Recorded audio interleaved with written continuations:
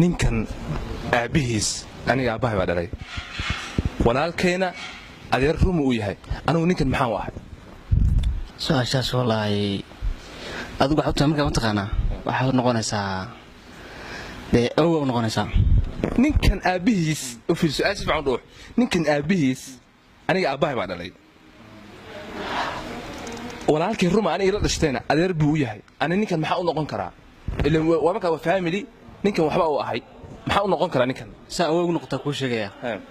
ninka halkaa fadhiya haddii uu dhalay awaa hadduu dhalay haddii adigu hadduu dhalay awaa hadduu dhalay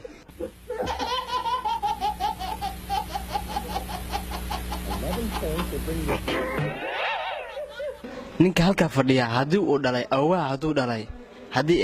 adigu hadduu dhalay awaa hadduu dhalay dhegeyso tirdhilada qaadka hawshaas wala bayn ma jirtay ninkan muxuu yahay muxuu yahay horta اسمعنا معقول نقطة سأوي معقول نقطة نتهرب فديا waxa uu ugu noqonaysaa leeyahay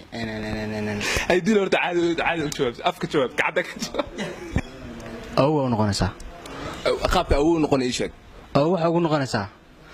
maadaama ninka halka fadhiya oo ku dhalay waa dhalay ninka xaq dhinaca ka fadhiya oo dhalay aabaha dhalay kaasna oo dhalay awaha ya ni horta maxaa noqonaysaa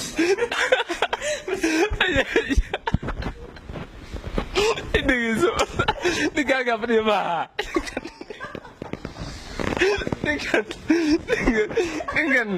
ninkan aabihiis aabbahay waa dhalay baa ku yidhi walaalkeena adeer rumu u yahay ninkan iska dha ninkana meesha fadhiya ninkana ka hadlaya anugu wala su'aashan ma garanay su'aal kale weydii